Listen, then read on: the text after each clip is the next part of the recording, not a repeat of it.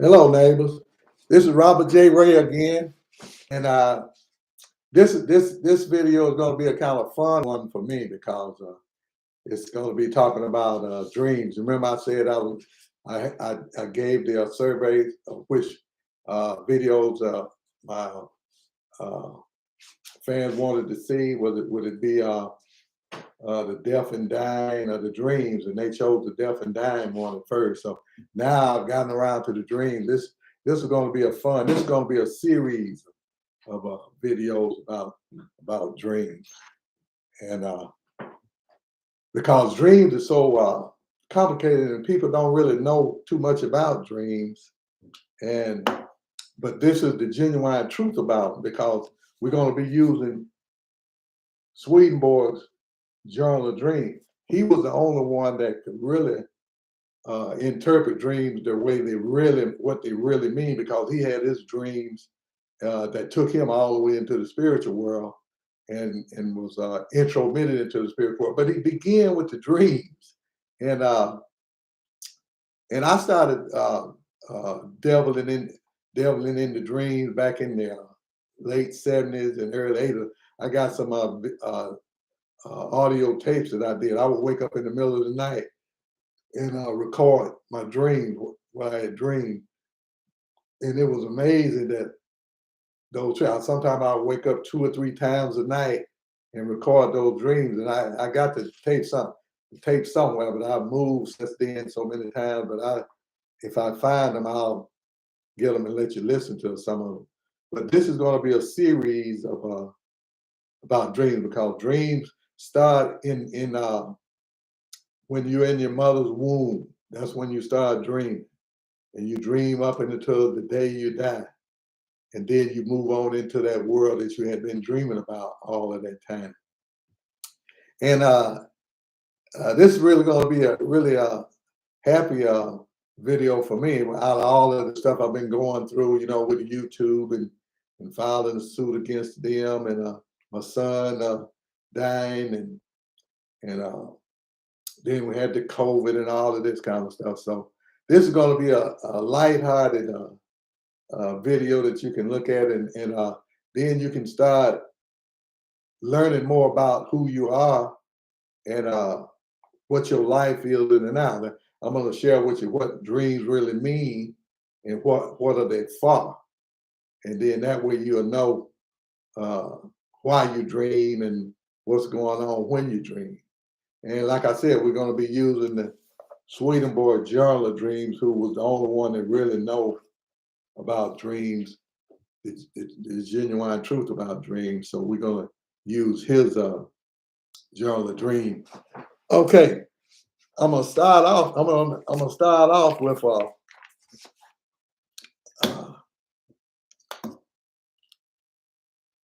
the introduction. This is Wilson Van Dusen wrote this. Yeah, Wilson Van Dusen was the first book I read that introduced me to Emanuel Swedenborg. The book I read was The Natural Depths in Man. And when I was reading that, he kept repeating some of the Swedenborg's quotes and sentences. And I said, well, I need to find out who this Emanuel Swedenborg guy is. And I did, and that was the greatest thing that I could ever come in contact with in this world, was Emanuel Swedenborg, because he opened up the whole universal knowledge of everything, even into the spiritual world, what you go into after you die, what that world is like. He's the only one that was given that privilege by the infinite man, Jesus. So I'm gonna share the introduction with. The first thing is that this is what Jesus said: if there is a prophet among you, I, the Lord, make myself known to him in a vision. I speak with him in dreams. And that's what he did. Emanuel Swedenborg started having visions, and the dreams that he had took him from this world right on into the world of spirits. And then he was given the privilege to be intromitted into that world, where he could walk around in that world just like he walked around in the natural world. But it all begins with dreams. Okay. Dreams are a personal process that need to be understood in a personal way. For a long time, while I felt that Swedenborg's private journal of dreams was too raw a material for a general audience to use, when I learned that the Swedenborg Foundation intended to reprint his journal, I boldly proposed to do a commentary. But when it came right down to the task, I had misgivings that bear direct on the nature of dreams and how they can finally be understood and used. And see, what he's talking about is when I read the dream, uh, uh, Swedenborg Journal of Dreams back in the 70s, I think I read it. It was a lot of sexual content in there, and his people and the people that printed the book, they didn't think that should be in there, but it was a dream. And a lot of times, sexual dreams have a lot of information for you, and it's just not dealing with your sexual urges and your sexual love. It means other things. So they finally put the dreams back into the sexual dreams back in it, and now we got all of the dreams that Emanuel Swedenborg had experienced uh, while he was recording his dream. Okay, once you get used to a peculiar language of dreams, they become a personal guidance system with a superior overview of the nature of one's own life. And all that means is that once you begin to understand the dramatization of the dreams and the correspondence of the dream, it tells you a lot about what's going on in your life in the now. And that's what dreams do. They always is about your life in the now. It makes no matter what the dream consists of, who you dream about in that dream, it's all about you, your life in the now. Okay, say before I started on Swedenborg Dream, I required that I regain facility with my own dreams. I feel I have no right to play the expert with someone else's dreams unless I am able to understand my own dream. But there's a deeper reason for the self-imposed requirement. As you will see later, dreams are a valuable guidance system. Should I be in error with Swedenborg Dream, I would expect my personal guidance system to tell me so. I need my own dreams to monitor my understanding of his. This might surprise you, but when you are working on something, especially when it is close to your life concerns, your dreams will tell you how well you are doing. We will see several instances in which Swedenborg felt that his own dreams were commenting on the writings when concerning him. And that's what dreams is about. If you're working on a project or something, it will tell you in those dreams whether you're going in the right direction or whether you should back off of that and head in another direction and things like this. This is what dreams will do for you if you learn how to interpret them. And and this is what we're going to be trying to get you into is interpreting your own dreams. And as you begin to understand the language of the dreams, then you'll see it, that they will be talking about you and your own life. And you have about 8 dreams a night. That's what the experts say, and they've done this, and we'll get to that later. Okay. Okay. This is why I'm watching my own guidance system while I'm commenting on Swedenborg's dream. This is what Van Heusen was doing. Why comment on Swedenborg's dream? A great deal occurs in this journal. It goes far beyond a dull listing of someone's peculiar fancies. It may be the oldest long series of dreams in existence. And it probably is. No one was trying to interpret dreams back in the 1700s. But that's when this took place, back in 1700s, 1730s and 1740s. It said, most fortunate of all, it came just at the time that Swedenborg, the renowned scientist, was becoming Swedenborg the Great Seer, S-E-E-R. We will see the inner struggle and processes of a man coming into accord with the will of God. If I could ask for the dreams of any period in his life, this is precisely the period I would ask. But dreams are in a rather arcane language. And that's what you have to realize. Just take, for instance, if you was going over to Japan You couldn't speak Japanese. But once you got over there in Japan, in order to understand what was going on and get your needs met, you would have to start speaking Japanese. The Japanese guy gonna speak English, just learn to speak English just because of you, just because you don't understand what the issues are and what's going on around you in your life. No, you would have to learn how to speak Japanese. And it's the same, that's a good analogy about dreams. In order for you to understand what's going on in your life from the dreams, you will have to start understanding the dream language. And that's what we're going to learn during these series of dream video. It said, but dreams are in a rather arcane language. If you haven't worked with your dreams, they easily seem to be a mishmash of elements into which one could read almost anything. Swedenborg Als tore a few pages of dreams out of an early journal that presumably appeared scandalous to them. And let me know, it doesn't matter how filthy a dream may seem when you're having it, or how sexual content and nature it is, it could not mean anything about sex at all. That's why all of the dreams are relevant and important to receive. They say, I warrant they had no experience with their own dream. Some translators omitted certain sexual dreams altogether and left them in Latin. Others concluded that Swedenborg must be mad. I am quite sure that these pundits weren't looking at the weird mishmash in their own dreams. We will be looking at all of the dreams available. Very similarly, a commentary is needed to help the reader understand what is going on. This way, the untranslated dreams are turned into something of use to others. And all of that was saying is that you're going to have dreams that's going to feel like, what was that about? What kind of dreams was that? And I would never tell nobody I had a dream about that.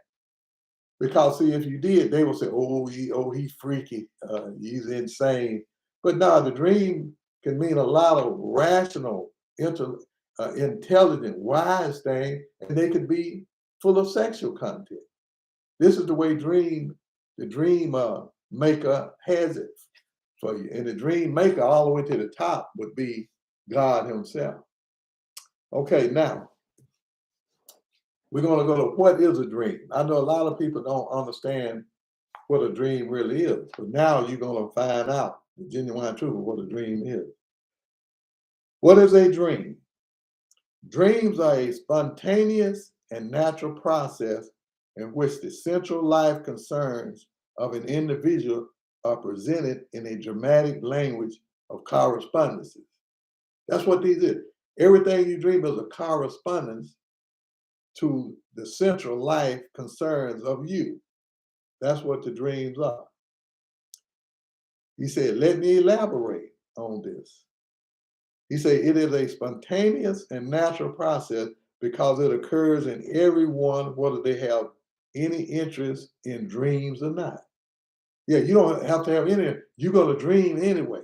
You're probably not going to remember when you get up, but if it's a dramatic dream, then you'll remember that dream because it kind of scares you. It might even wake you up while you're having a dream. Okay, so it appears to occur in animals too, though we can't ask them to confirm this. Now, you can't ask a dog what he dreamed about last night. He's not going to be either a cat. But when they sleep, it appears that they dream also. But that'll have to be a question you have to find out once you get over in the spiritual world and the angels talk to you. But we are concerned about the human dreams now, your dreams and my dreams. Okay. It begins in the womb and occurs throughout life. It must be natural because it occurs without our bidding. Dreams are on the central life concerns. We have to penetrate their language to see that they carry a message of this importance. Okay, I'm gonna tell you about the dream. One of the dreams I had. I'm gonna be telling you some of the dreams that I had that had an effect on me. When I was in Flint, Michigan, I was reading about dreams then, and this was in the '80s. I had read a lot about dreams, and I had a paper route from Saginaw Street down to Detroit Street, and I was delivering the papers, and I said, and people was asking me, say, "What you delivering the papers?" So Ray, I'm gonna buy me a car. I'm gonna make enough money to buy me a car. So when it get cold, I can have the papers in the car and I can deliver them that. And they laughed. They say, "Yeah, you ain't gonna make enough money to buy a car on deliver newspapers." And just so happened, I read that got something in my nose. What was it? And I read about a lady had a 77 Chevrolet Impala for $600. I say that's real cheap there. So I walked all the way over to where she was, and I looked at the car. The only thing wrong with the car, a motorcycle had hit her in the side, and it had caved that the body. It just so happened it was a two-door, and it caved that in, and it looked like it had a little V cave in. But other than that, it was a perfect car. It didn't have but 50,000 miles on it. And this was in '89 or something like that. Uh, yeah, early '90s. And so I so I said, "How much you want for it?" She said, "All I want is $600 for it." I was shocked. $600. She said, "Yeah." I said, "Well, look." I said, "Will you hold it to me until Friday?" And this was about Tuesday or something. And she said she would hold it to me. She wouldn't sell it to anybody until Friday came around. And she kept her word. She did. And a few more people came by to get it, but she said she was waiting on me. And I have no idea how I was going to get $600 for that. So, because I wouldn't get my paper money until that next week when I collected on Saturday and Sunday. That's when people paid me for their paper deliveries. And so I called my mother and I asked her, could she send me $200? I was going to buy this car. I told her what the scenario was. And my Uncle Frank, he lived down the street from me, my favorite Uncle Frank. And I told him I wanted to buy this car for $600 and I needed $200 more to buy it. So he agreed. He said if I had 400, he would give me the other 200. And we went over and he went over and looked at the car. And he said, okay, if you have 400, I said, I'm gonna get it Friday. I said, I told him I was gonna get paid Friday, but I wasn't gonna get paid Friday. But I told him I would have my 400 Friday and we would go over and pick the car up. And so I know my mother, she said she was gonna send me $600. And when she did, I mean $200, which she did. Now, how am I gonna get the other 200? So that night, and they had a lottery in Michigan at that time. They were one of the first states that got a lottery. And I had and I went to that night, sleep that night, and I dreamed four numbers. And it was so vivid. These four numbers were so clear because I remember them when I got up the next day. So, and they had a four-number lottery. And so I went up and I bought a lottery ticket and played those four numbers, just like I had dreamed. And so I went on to deliver. And the next day, when I was delivering my papers, that was my last stop up there when I delivered the papers on Saginaw Street. The store was over there. And I went in there and those four numbers had come out, just like I had dreamed, were worth $200. I couldn't believe it. I was just walking on air. I said, that is amazing.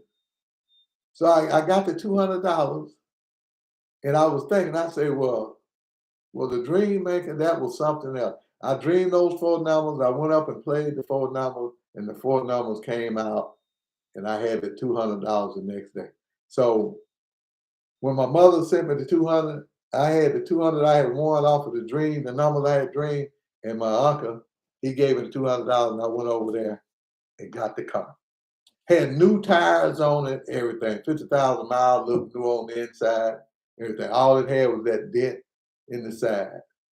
And I drove that car for a long time, delivered my papers up in Michigan. And when wintertime set in, I had the heat on and I throw my, and then I would go up and they would come back and jump in because Flint, Michigan, it's almost brutal trying to deliver papers in in the wintertime up there because that's one of the coldest places you want to be in.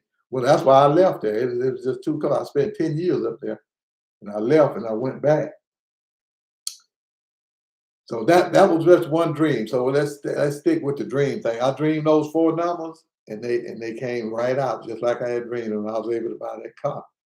Okay, dreams are in a dramatic language of correspondence. Everything you dream of, those dreams is a correspondence to something. It doesn't matter what it is, and you dream yourself, and you will say, "What in the world was that about?" But it's a dramatic language that you have to learn in order to be able to interpret your dreams and find out how your life in the now is going on.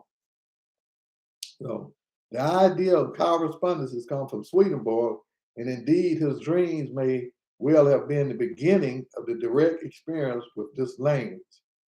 Swedenborg says, our facial expression represents our feelings within.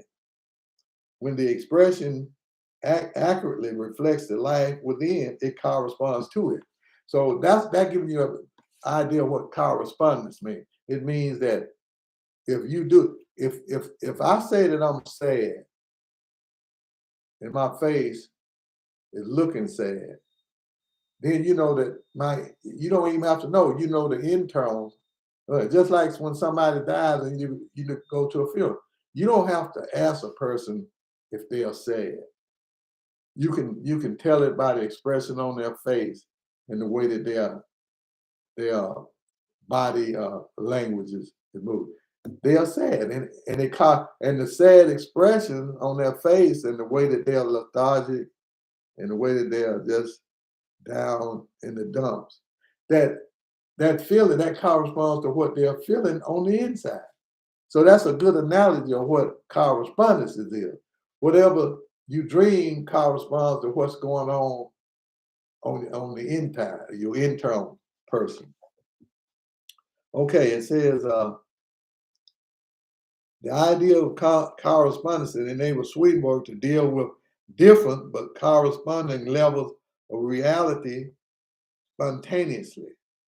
The dream image corresponds to truths and qualities in the inner life. It is as though the source of dream can only speak a dramatic language of things and events that represent its inner quality and nature. So that means that those dreams, it's on a higher level than we are. It could come down to tell you, say, hey, you shouldn't buy that automobile because it has some real problems in it, and the engine will. But it's not going to come down and tell you that. It will dramatize something within that dream to tell you that, hey, don't don't buy that automobile. It's not going to last. But it's not going to tell you like we would tell each other that, hey, that car, he fixed a car to last a couple 2 days. But the dream tells you in a dramatic language. And if you could learn to read the dream, you could go through life just knowing exactly what decisions to make and what decisions not to make, what moves to make, and it would go right along with your dream. But it's on a high degree of level. It's going to always give you a dramatic version of what's going on in your life.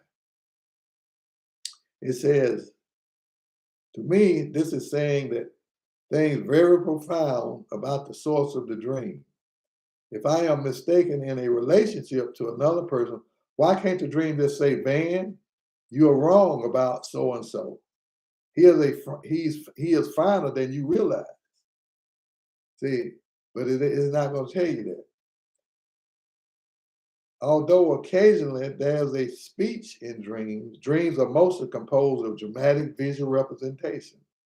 The struggle of the dreamer, even to understand these images, says immediately that they are not from the dreamer's usual sphere of thought and language. Hey, it's a high degree. It's not along with your language. It does something real dramatic for you. There have been efforts to teach the dream process to speak plain English. They have been only partly successful. It's not going to be successful because it's higher than the dream scientific people down here in the world. So there's that. They have been only successful. Whatever we are dealing with in the dream is natural mode of thought, is dramatic language of correspondences. Dramatic because it is inclined to make statements by showing actual incidents involving us. Now, this is one that was so dramatic that I never forget about it, and I probably never will forget about it. My mother, along with her other five siblings, three brothers and one sister, when my grandfather and them died, that's the farm I grew up on out there. They had 36 acres of land apiece, 36 acres apiece. And my mother's land, I wanted to build a house out there. I wanted to go out there and live. That's where I wanted to live at. And I was really focused in on that. But my Uncle Frank, the one that lived in Michigan, one that gave me the $200 for the automobile, he loaned my mother money on the land. And she would pay him back, and then he would loan her some more if she needed it. But the last time he loaned the land, that's when she came down with cancer and stuff. She couldn't pay it back, so I told him I would pay the money back for it. And he said, hey, "Don't worry about it. The land will be yours. I'll just hold it. Where I got it from them." And I told him, I said, "Well, I want to, put me a trailer out there, and I want to live out there." And I had lived out there in a family home, but since my youngest uncle had bought it, he didn't want me living in it. So I had to move, which I had moved to Meridian before he bought it, to stay with my same place I am now. My aunt lived next door to me, and I looked after her. She was in her 90 then. She was 90 something then, but she could get around. She could move around. Matter of fact, she was going out looking after my grandmother who was in the nursing home. She was going out there every day, checking on her. I was so obsessed with getting that land and dreaming about it, and I was gonna go up there and live on it, put a house on it and everything, and it was just consuming my thoughts every day. And I would go up there and look around and look about where I would want to put my trailer at, because my mother had land that went over my aunt's land, and her land started over there, and her land was up on kind of a hill on the ridge up there, and that's what I was thinking about doing. And I was going to live out there, and I guess I was going to be kind of like a hermit out there because, but I had a dream that was so dramatic that it made me give up my dream of going out there living. And this is how the dream went. When you go up to where our farm was, it was other community, other people had land and homes in that community. When we first turned off a Haley Loop Road into the Mount Salem community, then there's Mr. Jesse's house, Jesse Blackwell's house. And then if you keep on straight on down, it'll be the Reed's plantation. Then if you keep on around, it'll be the TC plantation or the Galta Ranch. But then when you leave Mr. Jesse's place and you go around take the fork in the road to the right, then you go on down, and then there would be the Coolidge's plantation. And then if another road led out to the church, Mount Salem Baptist Church, which is still out there and still thriving now. And then, but if you took the right way, then you would run right into Jeannie Jackson Plantation. That's where I wanted to live at, around there. And then if you went further, you would go into the Fulton Plantation. Then if you went on around on further, you would go into the Hollingsworth Plantation. And then if you went on down further, it would be the Crockett Plantation. My best friend in time, Dr. Crockett now, he was Walter Lee when I was living out there. But he went to Jackson State and went to Piney Wood, and then Jackson State and got his doctor's degree. We were real proud. I was real proud of him, and still am to this day. So that's where I wanted to live at, out where it was a little paradise when I was living out there. When I was growing up, I would walk out in the morning, pull a big peach off the orchard, off a peach tree, and take a big bite off of it with the dew still on it. And that would really stimulate you, that blood sugar level go. We had all kind of rights. I think I've shared that before. We had all kind of fruit trees out there, grapevines, everything. It was just like I said, a little fruit paradise out there. And I was hung up on that, I guess, and trying to live in the past. And I had a dream that I went up there to go into that Mount Salem area. And when I got up there, it was a big mountain of sand and twigs. A big mountain had just fell on that community. And that was it. And I was running around looking at how was I going to get in there, and it wasn't no getting in there. The mountain had just fell on it, the big sand mountain. I couldn't get up to the Blackwells. The road was gone. It was just gone. The whole community had been just flat, just fell on with this big mountain of sand. And all I could see was this big mountain where Mount Salem community used to be, and it was gone. I said, wow, what kind of dream was that? And I thought about it for a while. I said, what are they trying to tell me? And then it came to me that Mount Salem no longer existed for me. I didn't own any land up there. My mother owned the land, and it wasn't my land, and I was just trying to force them to let me move up there. And it was kind of a sad time. I had to let it go. I had to let that dream of mine go. And it was so dramatic until what else could it mean? Look, this Mount Salem no longer exists to you. That's over. You in Meridian now, Mississippi. That's where you got to make your mark at. And after that, I didn't that goal to build a house up there, to live up there, it just faded away. It went away. And I started to concentrate on, because after that, I got a job at the prison, which I helped a lot of people in the prison get their life in order for 11 years. And that's where I was supposed to be. But I was just constantly dwelling on going back up and living in the country up there. And that wasn't to be. It wasn't to be. And that dream showed me, and it probably had been showing me before then, with some minor dramatic dreams. And I wouldn't accept it. I wouldn't accept it, because I dreamed about different things about up there. But it was probably telling me, say, hey, this is not what you need to be doing. You need to be concentrating on getting this process that your mentor, Ron Cornwell, have trained you in to do to help people out, rather than going up there becoming a hermit up in the country. And it did, but I wouldn't listen.